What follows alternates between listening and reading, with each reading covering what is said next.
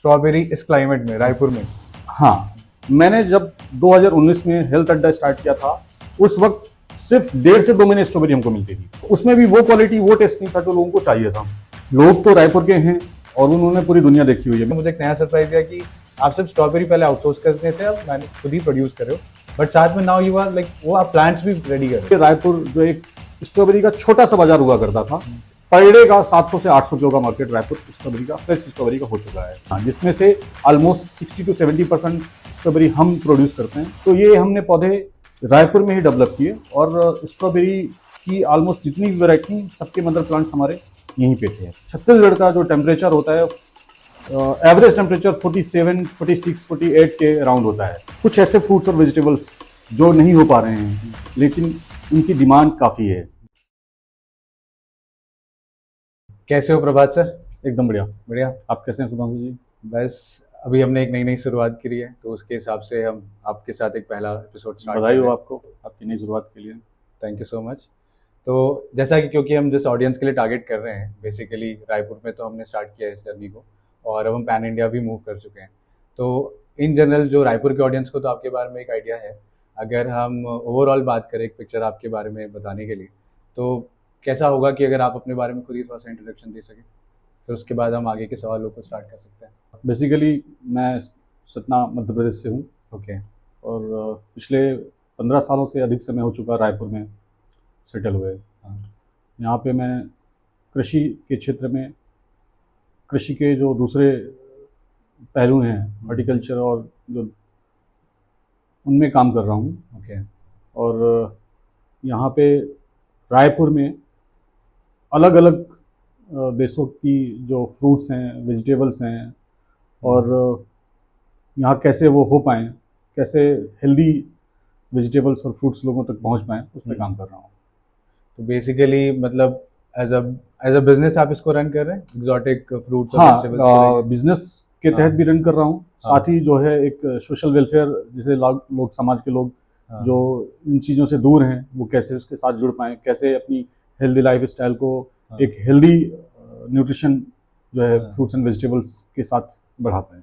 तो ये सिलसिला ये कैसे कब शुरू हुआ, कुछ ऐसे आइडिया दे सकते हो कैसे स्टार्ट हुई ये पूरी जर्नी? देखिए, मैं एग्रीकल्चर में तो काफ़ी समय से काम कर रहा हूँ।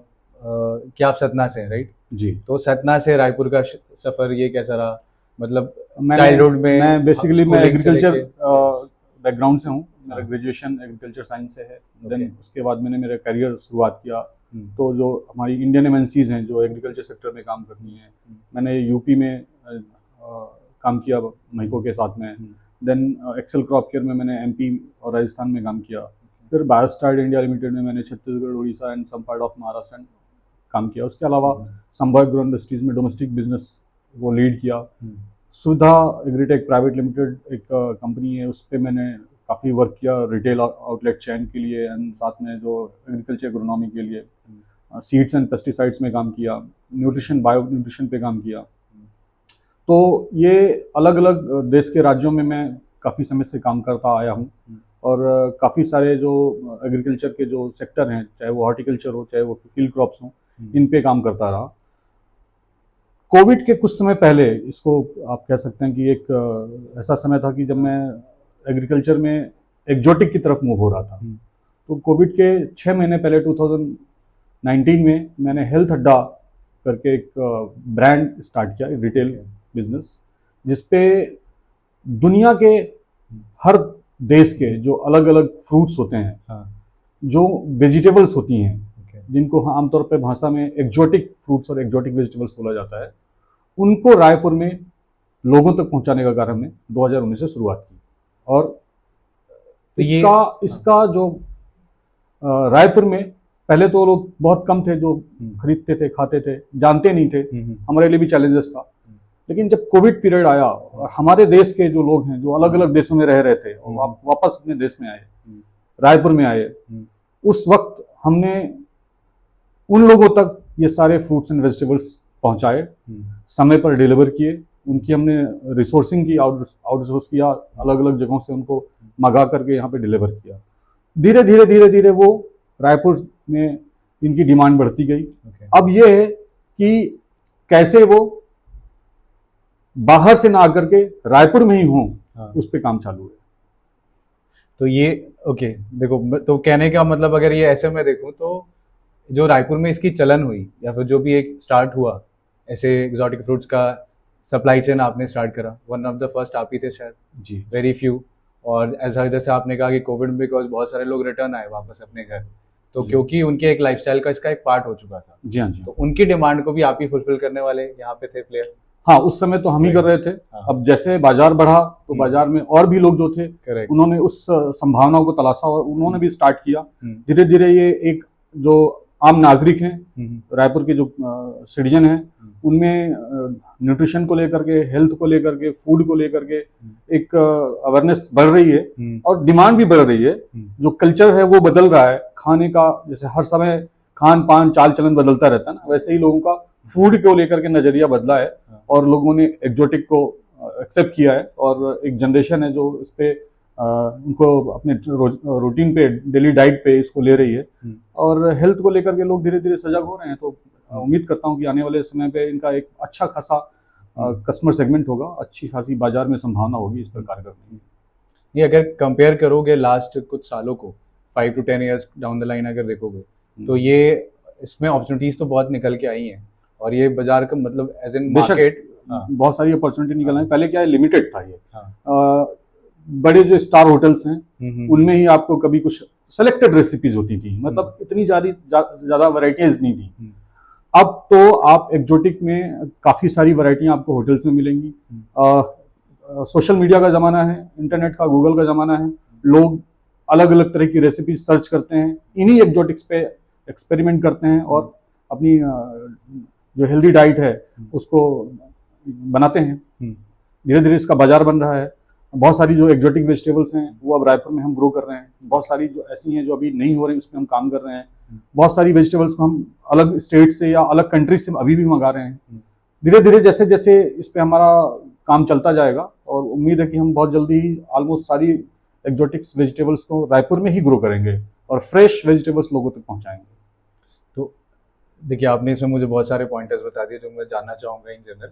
आपने बताया कि आपने इसको स्टार्ट किया था कोविड से पहले, जब आपको लगा कि एक हेल्दी हैबिट का सिचुएशन चेंज हो गया इंडिया में। इंडिया भी अभी थोड़ा सा हेल्थ कॉन्शियस हो रहा है, जो मार्केट है, मार्केट भी बिग होते जा रहा है विद टाइम। अर्बन क्राउड को इसकी नीड डिमांड्स बढ़ गई और फिर उसके बाद कोविड का चैप्टर हुआ। कोविड के चैप्टर ने इसको मतलब बहुत जल्दी पीक दे दिया, बहुत ज्यादा, राइट। और अच्छी बात ये थी कि आप उस वक्त रेडी थे। जी हाँ। और आपको ये बहुत अच्छा मौका मिला कि आपके जो कनेक्शन थे आपने आउटसोर्स करके सारी चीज़ों को, जितनी डिमांड थी उसको एक्चुअली आपने फुलफिल भी करा। जिसके बाद फिर जैसा आप बता रहे कि आपको देखते हुए एक ग्रोथ का जो स्पेस बना इसी सिटी की, अगर मैं बात करूँ तो और भी प्लेयर्स आए और उनका भी आज बिजनेस ओवरऑल मार्केट एक्सपैंड कर रहा है। बिल्कुल, बाजार बढ़ रहा है तो सबको मौका मिल रहा है। और इसको बताते हुए आपने मुझे कुछ एक और चीज़ बताई जो ऑब्वियसली आप फिर और एक्सपैंड करना, कि आप खुद भी मतलब खुद का प्रोडक्शन कर रहे हो, खुद ही प्रोड्यूस कर रहे हो एज अ फार्मर या अपने फार्म लैंड पे। ये क्या सीन है, मतलब क्योंकि अभी आपने बताया कि आपने एज अ रिटेल स्टार्ट करा। बेसिकली क्या है, एक अवेलेबिलिटी जो है वो आपको मिल जा रही है रायपुर में, वो कहीं से भी आए। बट अब बात आती है, एक सबसे बड़ा चैलेंज है उसकी क्वालिटी पे। Okay, yes. हम जो फ्रूट्स एंड वेजिटेबल्स हैं जिन पे हम काम कर रहे हैं उनमें एक सबसे बड़ा चैलेंज था क्वालिटी। वो ट्रांसपोर्टेशन में बहुत सारी चीजें खराब होती थी, फ्रेश नहीं रहती थी, वो उनकी सेल्फ लाइफ कम होती थी। तो जब चीजें अपने नेचुरल रूप में नहीं होती ना, तो उनका आपको नेचुरल टेस्ट भी नहीं मिलता। तो वो एक बहुत बड़ा हमारे लिए चैलेंज था। तो हमने लीफी एक्जोटिक वेजिटेबल्स, खास तौर से लेट्यूस में काफी सारी वैरायटीज होती है, Roman red, Roman green, green leafy, pak choi, basil, ये ऐसी वेजिटेबल्स हैं जो ट्रांसपोर्टेशन के दौरान एक सीजन पे काफी ज्यादा प्रभावित होती है। जैसे समर है, रेनी सीजन है, इस टाइम पे इनकी गुणवत्ता बहुत कमजोर होती है। विंटर में तो कोई दिक्कत नहीं। हमने इस पे काम स्टार्ट किया और लोगों पे को ये पूरे साल भर फ्रेश कैसे मिले वो उस पे काम चालू रखा और हमको इस पे सफलता भी मिली है। अब हम बहुत अच्छी तरीके की ये एक्जोटिक वेजिटेबल्स रायपुर में ही ग्रो कर रहे हैं। ठीक उसी तरह से हमने एक एक्जोटिक फ्रूट्स पे भी काम किया है। ओके, आपको भली मत पता होगा, स्ट्रॉबेरी। हाँ, ये तो काफी फेमस है, मैं उस पे आ रहा हूँ। जी जी। तो मुझे ये बताओ, जैसे आप मतलब आप बता रहे हो आपने ये स्टार्ट करा, ये स्टार्ट करने के पीछे रीजन क्या था? मतलब आफ्टर कोविड का जो मार्केट एक्सपैंड करा, मार्केट के साथ साथ बीइंग अ बिजनेसमैन और बीइंग ए कंज्यूमर, मैं भी एक ग्राहक हूँ, मुझे भी ये फल खाने का बड़ा शौक है। और ऐसे वेजिटेबल्स भी मेरी डाइट में हमेशा से शामिल रही हैं। तो जब मैं स्ट्रॉबेरी पे काम कर रहा था तो स्ट्रॉबेरी के लिए मैंने सुन रखा था कि महाबलेश्वर एक जगह है जहाँ बहुत अच्छी स्ट्रॉबेरी होती है। नेचुरल सी बात है, होती भी है बहुत अच्छी। मैं वहाँ गया, वहाँ पे मैंने फार्मिंग देखी, वहाँ पे मैंने सोचा स्ट्रॉबेरी को मैं डायरेक्ट महाबलेश्वर से रिसोर्स करता हूँ और हमारे रायपुर के लोग हैं उनको एक फ्रेश और अच्छी क्वालिटी की स्ट्रॉबेरी देता हूँ। पर मुझे बहुत बड़े चैलेंजेस फेस करने को मिले। ट्रांसपोर्टेशन के दौरान उनकी जो क्वालिटी थी वो बहुत डैमेज हो रही थी। उनके जो टेस्ट, जो मैं महाबलेश्वर में फ्रेश स्ट्रॉबेरी खाता था और जो यहाँ खाता था, उसमें काफ़ी डिफरेंस मिलता था। सेल्फ लाइफ बहुत कम हो गई थी। साथ में जब हम एक बिजनेसमैन के नज़रिए से देखते हैं तो हमारे लॉसेस बहुत ज़्यादा थे, उसके रेट्स बहुत ज़्यादा वेरी कर रहे थे, जिसका असर हमारे ग्राहकों पर भी पड़ रहा था। उनको महंगी मिलती थी, हमारे लॉस होते थे क्योंकि वो स्टॉक जो है अनसोल्ड होता था, साथ में डैमेज भी होता था। तो हमने सोचा क्यों ना इसको रायपुर में उगाया जाए, स्ट्रॉबेरी इस क्लाइमेट में रायपुर में। हाँ, तो हॉट क्लाइमेट, हॉट क्लाइमेट तो रायपुर में रहता है, बट हमने जो विंटर सीजन है उस पर स्टार्टअप लिया अपना, और हमने उसके लिए पहले समझा इसको, इसकी एग्रोनॉमी को समझा, और न्यूट्रिशन पे तो मैंने काफ़ी समय से काम किया ही हुआ था। हॉर्टिकल्चर मेरा एक पसंदीदा क्षेत्र रहा है। तो हमने क्या किया कि हमने पहले देखा कि कैसे इसको करते हैं, फिर हमने सोचा कि अगर एक ये चीज़ होता है कि हम जिस इन्वायरमेंट में पौधों को डेवलप करते हैं वो पौधे उसी इन्वायरमेंटल साइकिल में या एरिया में ही डेवलप होते हैं, ग्रो करते हैं। तो हमने सोचा कि इनके जो पौधे हैं हम वहाँ से लाने के बजाय यहीं डेवलप करें, तो जो पौधे यहाँ डेवलप होंगे वहाँ यहाँ के एटमॉस्फेयर में बहुत अच्छा ग्रो करेंगे। तो हमने स्ट्रॉबेरी के पौधे अपने यहीं रायपुर में ही डेवलप किए। कई सारी वैरायटी थी जो हमने डेवलप की, और हमने लास्ट ईयर उनका कमर्शियल प्रोडक्शन किया जो बहुत अच्छा रहा। फिर इस साल हमने और भी वैरायटियाँ जोड़ी और उनका प्रोडक्शन लिया। रायपुर के लोगों को असली में स्ट्रॉबेरी खाने का जो मज़ा है वो हमने पिछले 2 सालों से दिया हुआ है। और अब ये रायपुर जो एक स्ट्रॉबेरी का छोटा सा बाजार हुआ करता था, आप यकीन करिए पर डे का 700 से 800 किलो का मार्केट रायपुर स्ट्रॉबेरी का, फ्रेश स्ट्रॉबेरी का हो चुका है अभी। जी हाँ, जिसमें से ऑलमोस्ट 60 to 70% स्ट्रॉबेरी हम प्रोड्यूस करते हैं, और बाकी जो स्ट्रॉबेरीज हैं नियर बाई रायपुर प्रोडक्शन होना चालू हो गया है और लोगों को फ्रेश स्ट्रॉबेरी मिल रही है। अब बाहर से स्ट्रॉबेरी रायपुर में नहीं आती है, रायपुर के नियर बाई ही स्ट्रॉबेरी जो होती हैं वो, प्लस जो हमारे फार्म्स हैं रायपुर में स्ट्रॉबेरी के, वहाँ से स्ट्रॉबेरी रायपुर में लोगों को मीठी स्ट्रॉबेरी हम देते हैं। अब हमारा जो दूसरा चैलेंज है स्ट्रॉबेरी पे वो ये है कि इसको हम साल भर लोगों की प्लेट में कैसे पहुंचाएं। मैं आपको थोड़ा रोकना चाहूंगा जी, क्योंकि आपने एक पॉइंट से स्टार्ट करते हुए दूसरी चीज़ों में मुझे और 2-3 सरप्राइजेस दे दी हैं। अभी तक मैं समझ रहा था कि आपको लगा क्योंकि डिमांड है मार्केट की, प्लस आपको भी एक्चुअली एग्जॉटिक जितने आपके वेजिटेबल्स से पसंद है तो आपने उसकी फार्मिंग स्टार्ट करी, करेक्ट है? जी हाँ। अब वहाँ से आप धीरे से फ्रूट्स में भी आ गए, विच इज़ लाइक स्ट्रॉबेरी जो आप एक्सप्लेन कर रहे हैं, which is quite famous here in the city Raipur, but साथ में आप उसको शायद आगे भी बढ़ा रहे हैं दूसरे स्टेट्स में भी। बट द फैक्ट इज कि अब उसके साथ आपने मुझे एक नया सरप्राइज दिया कि आप सिर्फ स्ट्रॉबेरी पहले आउटसोर्स करने से अब मैंने खुद ही प्रोड्यूस कर रहे हो, बट साथ में नाउ यू आर लाइक वो आप प्लांट्स भी रेडी कर रहे हो, करेक्ट है? तो ये फिर कहाँ से ये सीन चेंज हुआ? मैंने आपको बताया ना कि जो पौधे जिस वेदर में, जिस कंडीशन में डेवलप होते हैं उनका मैक्सिमम परफॉर्मेंस पर्टिकुलर उस एरिया में ज़्यादा अच्छा रहता है। तो ये मतलब ये करने के लिए तो आपने क्या पौधे पहले कहीं से मदर प्लांट लेकर आए? बिल्कुल। मतलब पूरा हमने इनके जो मदर प्लांट्स हैं, ये एक्चुअली स्ट्रॉबेरी की जो ब्रीड है, वैरायटी है, वो सारी पेटेंट्स वैरायटीज हैं। 2-3 कंपनियां हैं यूएसए की, उनके पास हैं।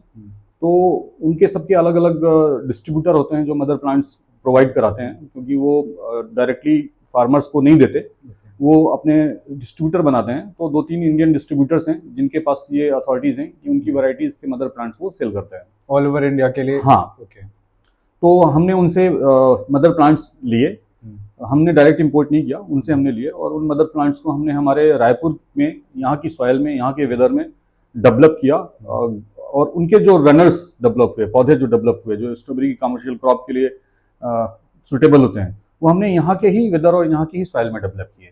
तो जो परफॉर्मेंस हमको चाहिए थी वो हमें मिली।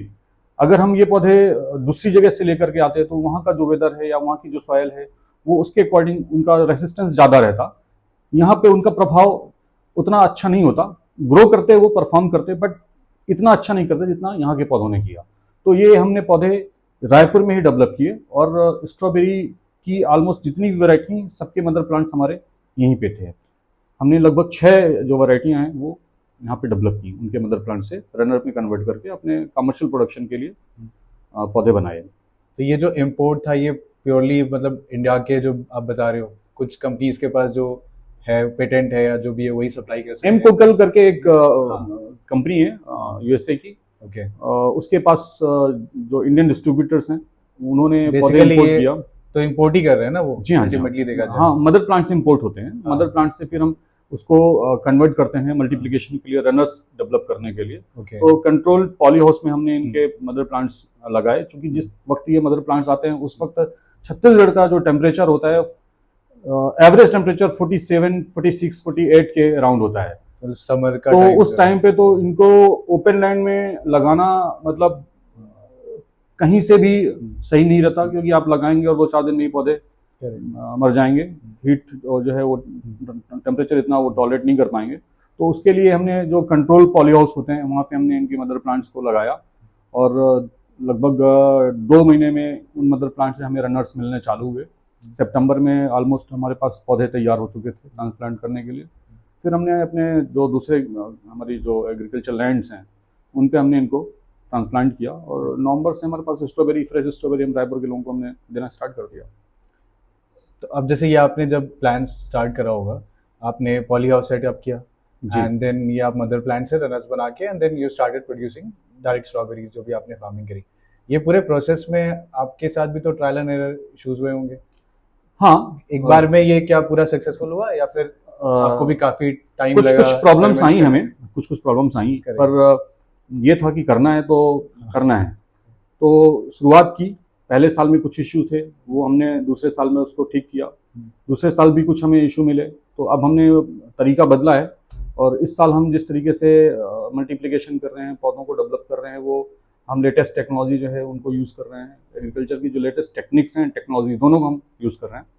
तो बेहतर परिणाम हमें इस साल से मिलेंगे, और साल भर कैसे स्ट्रॉबेरी लोगों को मिल पाए उस पर हमारा जो प्रयास है वो लगातार जारी है। और अभी भी रायपुर में इस टेम्परेचर में, जहाँ पे डे का जो टेम्परेचर है 38 to 40 के अराउंड आ चुका है, और हमारा जो फार्म है वो तो रायपुर का सबसे हॉट लोकेशन है, सबसे गर्म जगह है वो माना, जहाँ बोला जाता है कि रायपुर में सबसे गर्म टेम्परेचर माना में रहता है। तो हम माना में हम इसका प्रोडक्शन कर रहे हैं, और हमारे पास रेगुलर स्ट्रॉबेरी के ऑर्डर्स हैं।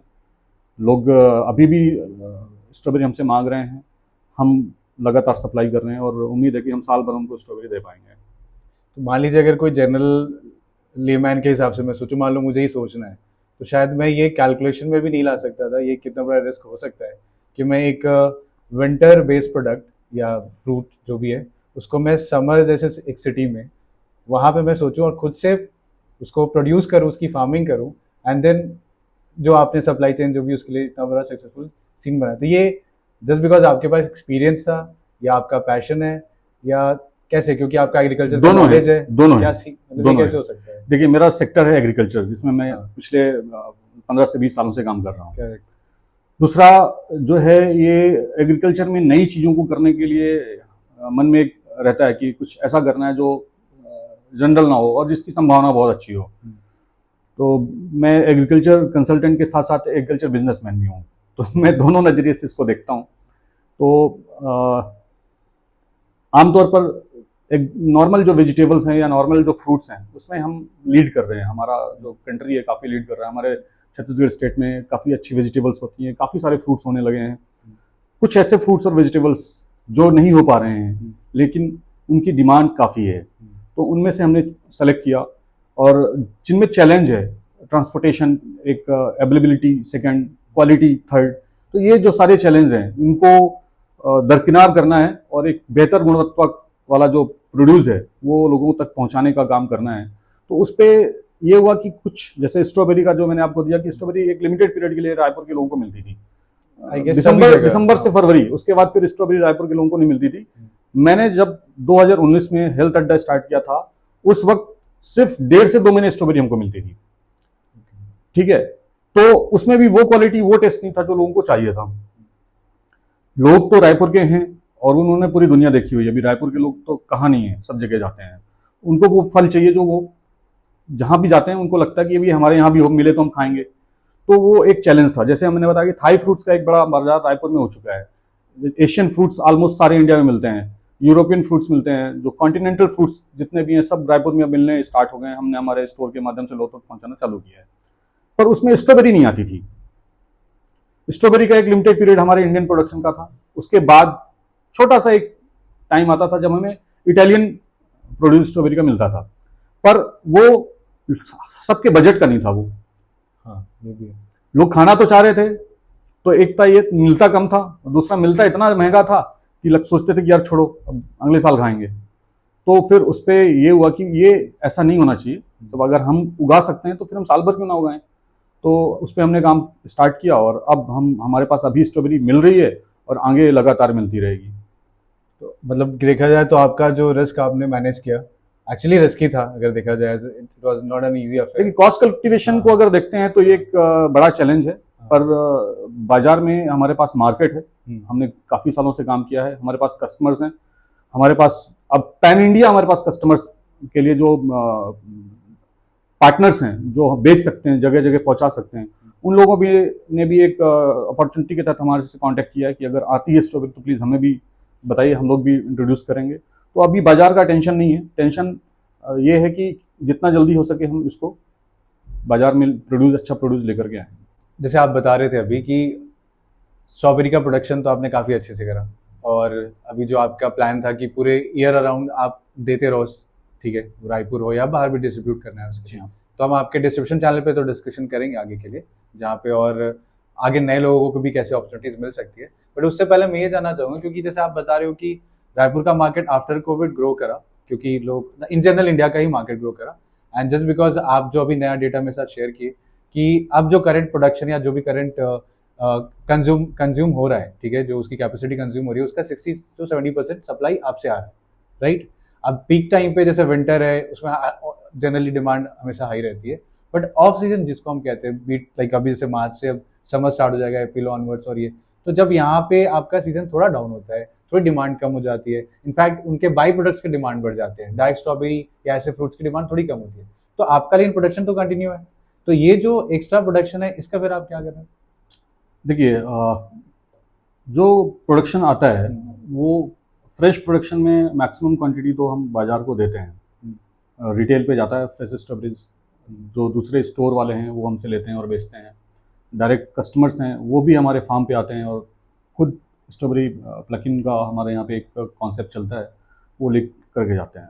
उसके अलावा अगर हमारे पास एक्सेस प्रोडक्शन होता है, कई बार ऐसा होता है कि एक्सेस प्रोडक्शन हो जाता है, तो हम हमारे कांटेक्ट में ऐसी कई सारी फूड इंडस्ट्रीज़ हैं जो हमसे वो और बल्क में प्रोड्यूस परचेस करती हैं। तो एक अपॉर्चुनिटी हमारे साथ ये जुड़ी हुई है कि अगर हम बाज़ार के अलावा भी हमारे पास जो प्रोडक्शन है तो उसे हम कैसे सेल कर पाएँ या स्टोर कर पाएँ। तो दोनों ऑप्शन है हमारे पास। हम बल्क में ऐसी इंडस्ट्रीज़ को भी देते हैं, साथ में हम उसको जो स्टोरेज का जो एक ऑप्शन है, हम उसमें फ्रोज़न स्ट्रॉबेरीज को स्टोर करके रखते हैं, ताकि जब कभी भी ऑफ सीजन में ये हमारे पास डिमांड आती है तो हम वहाँ से ये प्रोड्यूस दूसरे जो लोग हैं जिन्हें ज़रूरत है बाज़ार में, जब भी डिमांड आती है वो हम सप्लाई कर पाते हैं। तो बेसिकली मतलब देखा जाए तो आप होरेका इंडस्ट्री को टारगेट करते होंगे maximum after the excess production, because consumers तो डायरेक्ट रिटेल से तो ले रहे हैं। देखिए, अभी तक जो हमारे पास प्रोडक्शन हमने किया वो हम रायपुर में फ्रेश स्ट्रॉबेरीज को लेकर के प्रोडक्शन प्लान के साथ चल रहे थे। अब हमें एक संभावना नजर आ रही है कि कैसे इसके जो दूसरे प्रोडक्ट्स हैं, जो फूड इंडस्ट्री में काफ़ी डिमांड है, कैंडीज हैं, चॉकलेट्स हैं, जैम है, जेली है, स्क्वैश है, सिरप है, साथ में वाइनरी का एक काफ़ी बड़ा सेक्टर है। तो ये जो प्रोड्यूस हैं हमारे, वो हम अगर बचे हमारे पास तो वो वेस्ट ना हो, उसके लिए संभावनाओं के तहत हमने काम किया है। और जो दूसरी इंडस्ट्रीज़ हैं उनको भी हम देते हैं, साथ में हमारे पास स्टोर करके रखते हैं। ऑफ सीजन इसकी काफ़ी डिमांड आती है। अभी तो हमने इसके पहले काम ऐसा नहीं किया था कि हम राउंड द ईयर स्ट्रॉबेरी लेकर के आए, पर ये आगे की हमारी प्रोसेस है जो चल रही है। बहरहाल जो अब तक हमने किया उसमें अगर हमारे पास जो बचा है कुछ प्रोड्यूस, वो हमने स्टोर किया हुआ और हमने बल्क में दूसरी इंडस्ट्रीज को सप्लाई भी किया हुआ है। कैन मतलब एक्चुअली ये पाइपलाइन में है, जब आपका ईयर राउंड प्रोडक्शन स्टार्ट हो चुका होगा फुल स्केल में, तो जब वो एक्स्ट्रा जो प्रोडक्शन होगी उसका आप ये प्लान लेके चल रहे हैं। कल उसके बाई प्रोडक्ट्स के लिए जितनी अपॉर्चुनिटीज मिलती है आपको सिटी में या सिटी के बाहर भी, तो आप उसमें जाना चाहोगे? डेफिनेटली, बिल्कुल। हम हमारे एक प्रोजेक्ट में ये है और हमारे प्लान में भी है, हम आगे चल करके इन चीज़ों पे जाएंगे। फूड इंडस्ट्रीज में हम जो हमसे हो पाएगा वो हम खुद करेंगे, जो हमारे से नहीं होगा वो इंडस्ट्री से जुड़े हुए जो दूसरे लोग हैं जो इस बिजनेस में हैं उनके साथ हमारे टाइप्स होंगे और हम उनको ये हमारा जो एक्सेस प्रोडक्शन है या उनके लिए प्रोडक्शन है। देखिए, दो चीज़ें हैं। हम एक्सेस प्रोडक्शन पे हम बात कब कर रहे हैं? जब हम बाजार पे हमारी जो डिमांड है वो ना हो और जो बच जाए उस पर।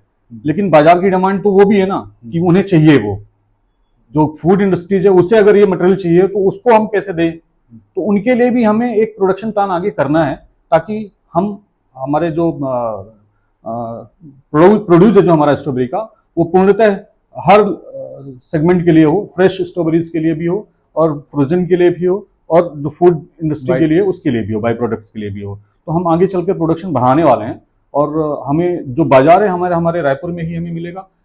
अगर एक्सेस और प्रोडक्शन हमारे पास आता है, हमारे फार्मर्स हमारे और जुड़ते हैं, तो उनके लिए भी हम ये बाजार उपलब्ध कराएंगे। जो बड़ी इंडस्ट्रीज हैं उनसे हम सप्लाई चेन पे काम करेंगे, उनके लिए हम प्रोड्यूस तैयार करेंगे और उनको हम सप्लाई करेंगे। तो जैसा आप बता रहे हो, मेरे को एक आइडिया तो हो गया आपसे, क्योंकि मार्केट का काफ़ी हद तक हम बिगर शेयर आपके पास ही है स्ट्रॉबेरी की सप्लाई के लिए या उसकी डिमांड को खपत को पूरी करने के लिए। और फिर आपने बताया भी एक्सेस प्रोडक्शन के साथ क्या कर सकते हो, और प्लस जो कंज्यूमर है, एज अ कंज्यूमर जो हमारा बिहेवियर है, हमें डायरेक्ट फ्रूट्स की तो डिमांड होती है, वो हम लेते हैं और फिर साल भर तो हम बाई प्रोडक्ट्स भी यूज़ करते हैं। फिर उसका भी आपने एक आइडिया दिया कि वो पाइपलाइन में है, राइट। अब ओवरऑल अगर ये भी आपको अचीव करना है जो आपका गोल है और जैसा भी है, या कोई भी अगर आपसे ये हमारे कन्वर्सेशन को सुन रहा है, तो ये साल भर प्रोडक्शन अगर करना है तो उसका क्या तरीका है सर? ऊपर से रायपुर जैसे मार्केट में तो स्टार्ट करना एक टफ था जो आपने बताया, तो एक ये थोड़ा सा एलाबोरेट कर सकते हैं? ये रायपुर जैसे मार्केट के लिए नहीं है, ओके। ये पैन इंडिया के लिए है। ओके, ठीक है।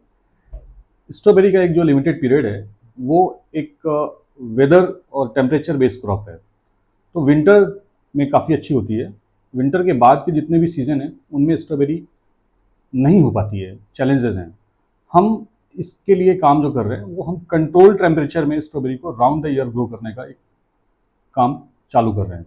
चैलेंजेस है और ये काफ़ी खर्चीला भी है, पर सबसे बड़ी चीज़ है कि हम काम कर रहे हैं कि कैसे इसकी कॉस्ट को कम करें, कैसे इसके क्वालिटी प्रोडक्शन को हम बढ़ाएं और साल भर कैसे लोगों की टेबल तक इस फ्रेश फ्रूट्स को, एक्जोटिक फ्रूट्स को पहुंचाएं। तो इस पे हमारा पहला प्रयास है। हमने इस सीज़न पे, समर सीज़न पे, सबसे इम्पोर्टेंट चीज़ उसके पौधे कैसे मिलें। तो हमने हमारे मदर प्लांट्स को इस तरीके से लगा करके रखा हुआ था कि हमें इस सीज़न में, समर के सीज़न में स्ट्रॉबेरी के रनर्स जो पौधे हैं वो तैयार मिलें और हम उन पौधों को हमारी कंट्रोल टेम्परेचर की जो स्ट्रॉबेरी हम पॉली हाउस के अंदर लगाने जा रहे हैं, जिसपे हम ऑलमोस्ट जो दिन का टेम्परेचर है और जो रात का टेम्परेचर है उसमें जो रिक्वायर्ड टेम्परेचर है क्रॉप के लिए उस पर काम कर रहे हैं। और हमारा प्लांटेशन अभी आफ्टर होली जो है चालू होने वाला है और वो जो फसल है वो विदिन 2 मंथ्स हमें वापस से फ्रेश स्ट्रॉबेरीज की मिलेगी। तो ये प्रोसेस ऐसे साइकिल की तरह ये चलता रहेगा? जी हाँ। अभी जैसे हमने जो लास्ट क्रॉप लगाई हुई थी उस क्रॉप से हमें अगले 2 महीने तक प्रोड्यूस मिलेगा। हमने क्या किया कि जैसे ही टेम्परेचर बदला हमने हमारे पूरे खेत को नेट हाउस में कन्वर्ट कर दिया। तो जो एक डायरेक्ट सनलाइट आती थी तेज, जो फसल को नुकसान करती थी, जिसमें जो रूट्स हैं, जो सॉयल है उसका जो मॉइस्चर लॉस ज़्यादा होता था, पानी नहीं रुकता था। तो दूसरा जो फ्रूट्स निकल रहे थे उनमें सनबर्न होने का एक प्रॉब्लम जा रहा था, जो लीव्स हैं वो जल जा रही थी। तो उसके लिए हमने क्या कि 50% शेडनेट का हमने यूज़ किया।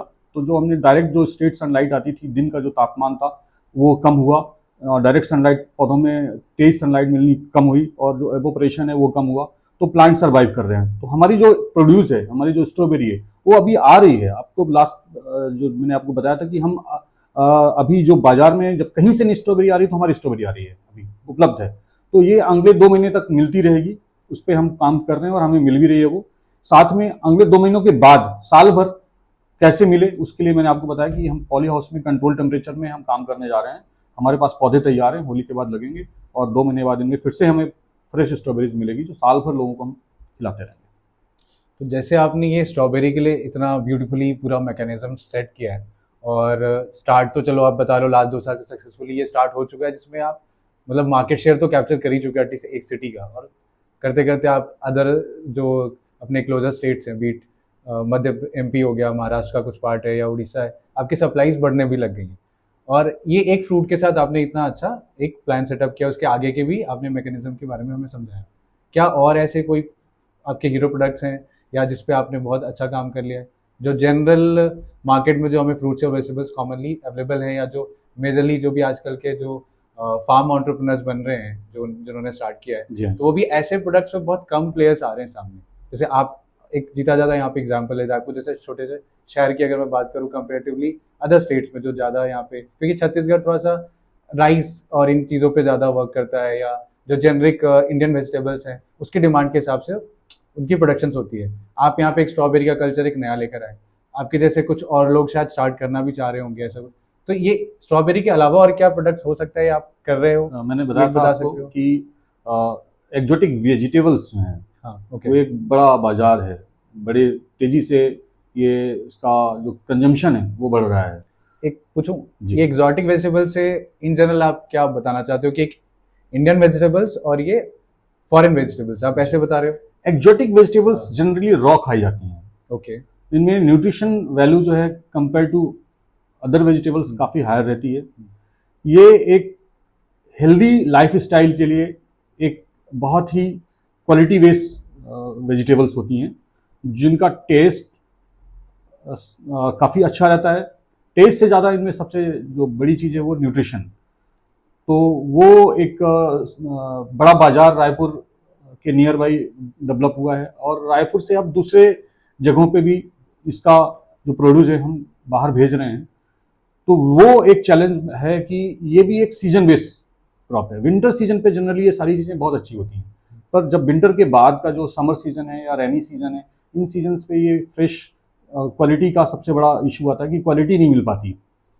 तो उस पर हम काम कर रहे हैं, और हम साल भर ऐसी एक्जोटिक वेजिटेबल्स जैसे स्ट्रॉबेरी वैसी एक्जोटिक वेजिटेबल साल भर लोगों तक पहुंचाने का हमारा पूरा प्रयास है, और हम उस पर सफल भी हो रहे हैं। तो जो चैलेंजेस आप बता रहे हो, जो आप फेस कर रहे हैं या इन जनरल बता रहे हैं, तो ये तो सबके लिए होता होगा, ऑल ओवर इंडिया बोलो या फिर आउटसाइड जो भी ये प्रोड्यूस कर रहे हैं या इस चीज़ से रिलेटेड? बिल्कुल होता है, और यही है कि देखिए जहाँ जितनी ज़्यादा चैलेंज है वहाँ उतनी ज़्यादा संभावना है।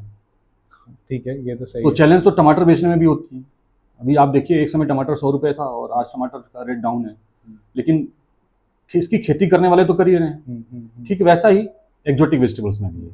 कभी इसकी डिमांड जो है अगर ज़्यादा रहती है, उस समय उसका प्रोडक्शन भी काफ़ी ज़्यादा रहता है विंटर में, उस समय उसके रेट उतने अच्छे नहीं रहते। लेकिन अब जो समर में आएगा, अब जो रेनी सीजन में आएगा, उसको करने का जो तरीका है वो अलग है, उसको जो उसकी इनपुट में जो कॉस्ट है वो अलग है, और उसका जो प्राइस है मार्केट में वो काफ़ी अच्छा मिलेगा।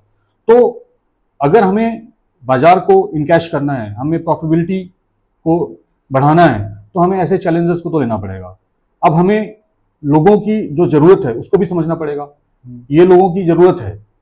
एक्जोटिक्स पहले ज़रूरत नहीं हुआ करती थी। पहले तो लोग इसको एक ऐसे समय पे कभी कभार खाते थे, लेकिन अब ये इनकी रेगुलर डाइट पे, हेल्दी डाइट पे आ चुका है। तो अगर ये एक चैन अगर ब्रेक हो गया, उनको नहीं मिला, तो फिर ये आदत जो है ना वो लोगों की कम हो जाएगी। फिर हम आगे कैसे करेंगे? तो एक बाजार में एक जो संभावना है और लोगों तक हमेशा लगातार वो चीज़ उपलब्ध रहे, उसकी क्वालिटी जैसी चाहिए लोगों को वैसी क्वालिटी मिलती रहे, तो उसके लिए काम कर रहे हैं। और एक ये चैलेंज जो हैं, उन चैलेंजेस के चैलेंज है तो उनमें संभावना भी है, और उसके चैलेंज को हम एक्सेप्ट करके उस पर काम कर रहे हैं, और सफलता मिल रही है हमें उसमें। ये सब डिमांड्स और ये सब का कंजम्पशन इन जनरल और इनकी अवेलेबिलिटी भी अगर हम देखें, तो ये मोस्टली एक टाइम पे अर्बन मार्केट तक लिमिटेड हुआ करती थी, मतलब मेट्रो सिटीज़ और ये सारी चीज़ें।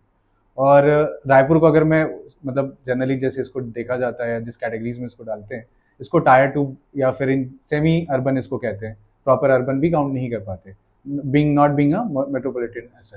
यहाँ पे आपने एक अपॉर्चुनिटी देखी, जैसे हर बार आप कह रहे हो जहाँ चैलेंज है वहाँ संभावना है, तो आपको ये संभावना कैसे नजर आई? एक वो कोविड के बाद का कंसेप्ट की वजह से, या फिर आपका इंटरेस्ट था उससे? एंड सेकेंडली, जब आपने ये सोचा कि आप फ्रूट्स का तो आपने बहुत अच्छा ही एक सेट किया, जो आपने मुझे एग्जाम्पल भी अच्छा से दिया, और ये एक्सोटिक वेजिटेबल्स में भी मैं आऊँ, तो इसके लिए इसका मार्केट में आप कितना मार्केट शेयर कैप्चर करते हो, आप इसको कहाँ तक लेके जाने के देखते हो, और इसके जो प्रोड्यूस में अभी करेंटली आपके पास क्या क्या प्रोडक्शन आपने स्टार्ट किया होगा? एक्जोटिक वेजिटेबल्स में एक बहुत बड़ी जो है एक लिस्ट है। उसमें शुरुआत में जो लोगों के पास पहुंचा, लोग लिमिटेड एक्जोटिक वेजिटेबल्स को जानते हैं, जैसे ब्रोकली को जानते हैं लोग, हाँ कॉमन है। बेल पेपर्स को जानते हैं, जुकनी को जानते हैं, बेबी कॉर्न को जानते हैं। इसके बाद लोगों को पता नहीं होता था कि और भी एक्जोटिक वेजिटेबल्स हैं। एक्जोटिक वेजिटेबल्स की लगभग 30 से 35 जो है वैरायटियाँ हैं अलग अलग। लेट्यूस, अकेले अगर लेट्यूस की बात करें तो लेट्यूस में ही 5 से 6 वैरायटियाँ हैं। लेट्यूस आइसबर्ग जो बर्गर में यूज़ होता है, सैंडविचेस में यूज़ होता है, Roman green lettuce, green leafy lettuce, Roman red lettuce लोलो रोजो जिसे बोलते हैं, पोक चॉय जिसे बोलते हैं, एंड चाइनीज़ कैबेज, और भी दूसरी जो वेजिटेबल्स हैं लीफी में, बेसिल, इटालियन बेसिल है, पार्सले है, सैलरी है ना, एंड केल है, रॉकेट लीव्स हैं। तो ये ऑलमोस्ट ऐसी एक्जोटिक वेजिटेबल्स हैं जो अब लोग जिन्हें जानना शुरू हो गया लोगों में, और साथ में इनकी डिमांड भी बढ़नी चालू हो गई है। इनके लिए चैलेंजेस जो मैंने आपको बताया था कि केवल एक विंटर सीजन के बाद के बाकी के सीजन में ये इजीली मिलते नहीं थे, और मिलते भी थे तो क्वालिटी नहीं मिलती थी। तो ये सारी जो चीज़ें हैं वो हम उपलब्ध करा रहे हैं यहाँ पे। और बाकी के जो एक्जोटिक वेजिटेबल्स हैं वो लोगों को तो पता है। रही बाजार की, तो जैसे आपने बताया कि ये रायपुर में, अब ये रायपुर बस के लिए नहीं रहा, अभी ये छत्तीसगढ़ के हर एक जिले में लोग एक्जोटिक वेजिटेबल्स की डिमांड करते हैं।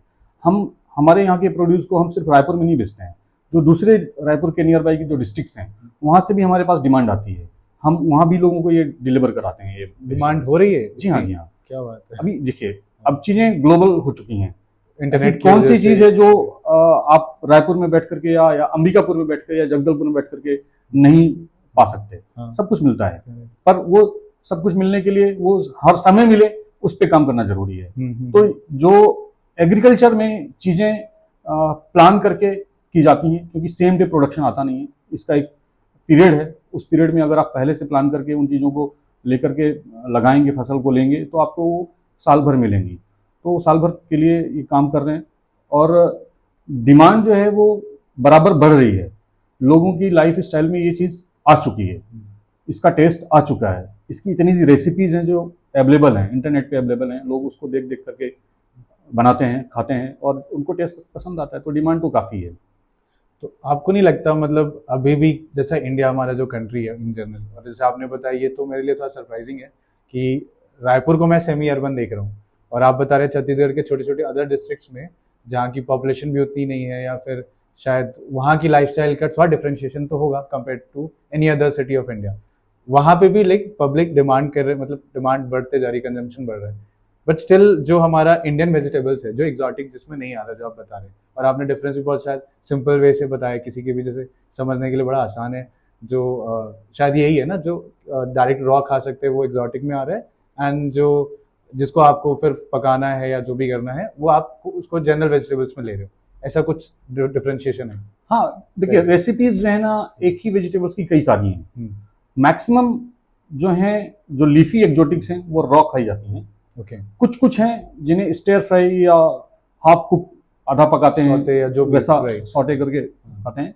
तो आप अपने टेस्ट तो मेजर डिफरेंस क्या है अगर मैं समझूं तो, अपार्ट फ्रॉम ये डिफरेंस? मेजर डिफरेंस ये है कि इनकी जो न्यूट्रिशन वैल्यू है वो काफी हायर है, पहला, ये फर्स्ट पॉइंट, राइट। ठीक है।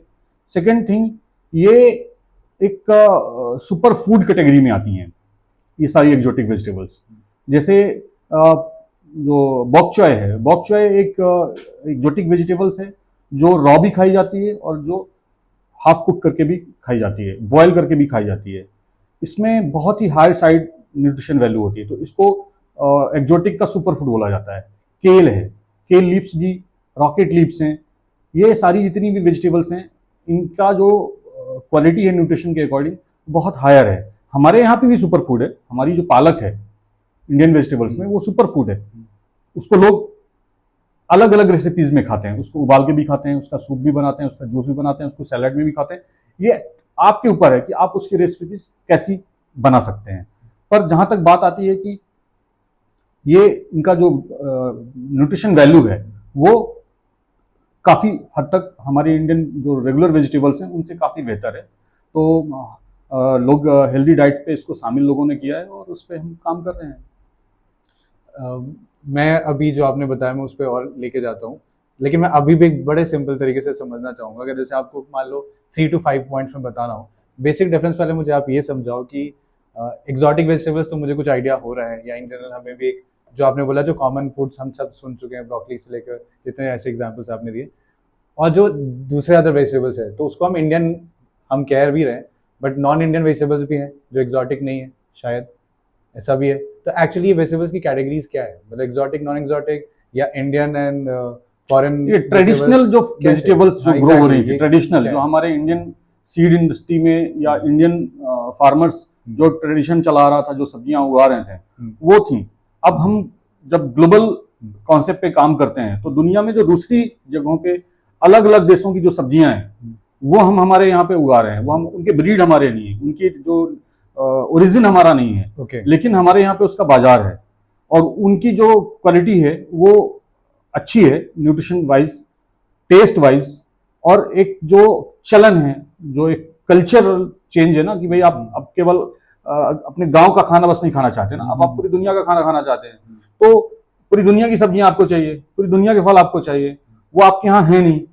तो जो हमारे यहाँ नहीं है, जो हम बाहर से मंगाकर यूरोपियन या अमेरिकन या जो साउथ ईस्ट एशिया के जो दूसरे कंट्रीज हैं वहां से जो प्रोड्यूस आते हैं, उन वेजिटेबल्स को हम हमारे यहाँ ग्रो कर रहे हैं, वो एक्जोटिक्स कहलाती हैं। ओके, तो बेसिकली ट्रेडिशनल और एक्सोटिक, ये डिफरेंशिएशन, मतलब ये दो कैटेगरीज में हम डिवाइड करते हैं मोस्ट ऑफ द वेजिटेबल्स को, राइट? उसमें फिर आप मुझे एक्सोटिक के बारे में जो बता रहे थे, राइट? और अब अगर मैं आपसे पूछूं कि एक्सोटिक का और इसका डिफरेंस, अंडरस्टैंडिंग तो आ गई दोनों को, अगर डिफरेंशिएशन जैसे आप न्यूट्रिशनल वैल्यू के लिए बताएं, या अगर ऐसे 4-5 पॉइंट्स में मेजरली आप बता सको तो अपार्ट फ्रॉम न्यूट्रिशनल, और क्या क्यों? क्योंकि मेरा ये समझ, मैं कहने का मतलब ये इसलिए पूछ रहा हूँ क्योंकि अभी भी इंडिया जो मार्केट ओवरऑल है, हम इंडियन में हम अर्बन हो रहे हैं, हमारे पास वो ग्लोबल एक्सेसिबिलिटी आ रही है बिकॉज ऑफ इंटरनेट, और हमारे मतलब हम फोन में आज की डेट में कहीं से कुछ भी चीज़ें कंज्यूम करने के लिए देखते हैं या कर भी पाते हैं क्योंकि सप्लाई चेन आसान हो गया। बट अभी भी ट्रेडिशनल ही मार्केट शेयर इसका हाई है, आई गेस, मुझे एग्जैक्ट परसेंटेज नहीं पता, बट इन जनरल अभी भी इंडियन वेजिटेबल्स का ही काफी बड़ा बाजार है, क्योंकि मास पॉपुलेशन अभी भी ट्रेडिशनल फूड पे ही डिपेंडेंट है। और क्योंकि आपने इसमें एक सुपर फूड का भी कंसेप्ट आपने मुझे बता दिया, तो अब इसका कितना बड़ा मतलब एक शेयर होगा ओवरऑल आपके हिसाब से? अभी ग्रो हो रहा है ये एक्जोटिक का जो बाजार है वो बहुत छोटा है, लेकिन इसकी संभावना बहुत बड़ी है। इसमें जो मार्केट में कन्वर्जन है वो काफी तेजी से हो रहा है, और आने वाले टाइम पे ये ऑलमोस्ट लोगों की डेली डाइट का एक हिस्सा होगा। कंप्लीटली इसको डाइट प्लान पे तो लोग लेकर के नहीं जाएंगे, क्योंकि मेन फूड तो हमारा वही है जो हम सदियों से खाते चले आ रहे हैं। हम उसकी रेसिपीज, उसके स्वाद को अपने हिसाब से बदलते हुए अलग अलग, हमारे ऐसा नहीं कि एक्जोटिक वेजिटेबल्स हमारी इंडियन जो वेजिटेबल्स में यूज नहीं की जाती, मिक्सर बनते हैं उनकी रेसिपीज में यूज होता है, तो वो सारी चीजें हैं। और एक्जोटिक्स का खास तौर सर पे ये है कि एक्चुअली ये इंग्लिश फूड है, इंग्लिश वेजिटेबल्स हैं, उसको एक्जोटिक भी बोलते हैं, इंग्लिश वेजिटेबल्स भी बोलते हैं। और ये हमारे यहाँ पे नॉर्थ ईस्ट में काफी सालों से, काफी पहले से चल रहा था। नॉर्थ ईस्ट के लोग जो लीफी वेजिटेबल्स खाते हैं उसमें बॉक चॉय उनका डेली रूटीन का है। चाइनीज कैबेज जिसको हम बोलते हैं वो काफी समय से कंज्यूम कर रहे हैं, वो हमारे इंडिया में उसका प्रोडक्शन हो रहा है, बाहर से नहीं आता था। जैसे मैंने ये चीज़ का कंसेप्ट अगर मैं देखूँ ना, जब हम भी ट्रैवल करते हैं स्मॉलर सिटीज़ में, और ये तो मुझे जो एक्जॉटिक इंग्रेडिएंट्स समझ में आता है जो बहुत कॉमन है, जो आपने बताया भी है। तो जैसे मान लीजिए कोई एक फास्ट फूड का चेन खुलता है किसी सिटी में, कोई भी बर्गर की बिजनेस का या जो भी है, और तो क्योंकि वो बर्गर कंज्यूम कर रहे हैं, उनके लिए फर्स्ट टाइम है, या वो पिज़्ज़ा कंज्यूम कर रहे हैं और एनी अदर कॉन्टिनेंटल या अमेरिकन फास्ट फूड और any other kind of they consume, तो उसके वजह से उनकी लाइफ में वहाँ से उनको एक्जॉटिक वेजिटेबल्स का डिफरेंस समझ में आता है, जो कि ये ट्रेडिशनल वेजिटेबल्स यूज़ नहीं हो रहे, राइट? तो ये कंजम्पशन से जो अवेयरनेस आ रही है, अब पर्टिकुलर फिर इंटरनेट तो है ही, डेटा कंज्यूम कर रहे हैं सब, स्टिल मुझे अभी भी समझ में नहीं आता कि क्या ये रिप्लेस करेगा कि अगर एक टेबल पे, डिनर टेबल पे 5 थालियाँ लगी हैं, तो क्या उनमें से एक थाली एक्जॉटिक के लिए निकल गया और 4 बज गए ट्रेडिशनल? ऐसा अभी भी आपको लगता है ये आ गया है, या इससे ज़्यादा हो चुका है, और या ये आने वाला है? क्या नहीं, ये तो मिक्स चल रहा है, केवल एक्जोटिक से काम नहीं चलेगा। लोगों को अपने टेस्ट के हिसाब से सारी जो थालियां हैं उन सारी थालियों में थोड़ा थोड़ा सब कुछ चाहिए। हाँ नहीं, मेरा तो अगर वो थाली इन द सेंस ऐसा था कि कल तक वो थालियों में सिर्फ ट्रेडिशनल था 100%। हाँ, अब उसमें क्या उसका एक plate I mean kind of 20% हाँ आ चुका है क्या? आ चुका है। छोटे से बड़े सारे शहरों में ऑलमोस्ट ये मान के चलिए अर्बन में तो मोर देन 50% कन्वर्जन हो चुका है। ओके, ऐसा हो चुका है एक्चुअली। अब जो है ना पास्ता खाते हैं, हाँ खाता हूँ। तो पास्ता में जो वेजिटेबल्स यूज होती हैं वो सारी एक्जोटिक्स हैं। ओके, आप जुकनी यूज करते हैं उसमें, आप बेबी कॉर्न यूज करते हैं उसमें, आप ब्रोकली यूज करते हैं उसमें, आप कलर कैप्सिकम जिसको बेल पेपर्स बोलते हैं वो यूज करते हैं। आप इटालियन हर्ब्स में आप उसमें ड्राई जो यूज करते हैं बेसिल, आप पार्सली यूज करते हैं उसमें, तो वो सारी चीजें जो एक्जोटिक्स हैं ऑलरेडी आ चुकी हैं बहुत पहले से। तो ये ओके, अब मैं कनेक्ट कर पा रहा हूँ। तो बेसिकली विदाउट प्रॉपर अवेयरनेस भी कंजम्पशन हो चुका है, कंजम्पशन हाई हो रहा है। हाँ, एक हुआ जो लोगों को अवेयरनेस है तो वो एज अ कॉन्शियस होके अपने लिए परचेज कर रहे हैं, उनका एक कंजम्पशन तो हाई है जो अर्बन तक लिमिट नहीं रहा। बोल रहे अर्बन में हमारी फूड की जो लिस्ट है काफी बदल चुकी है।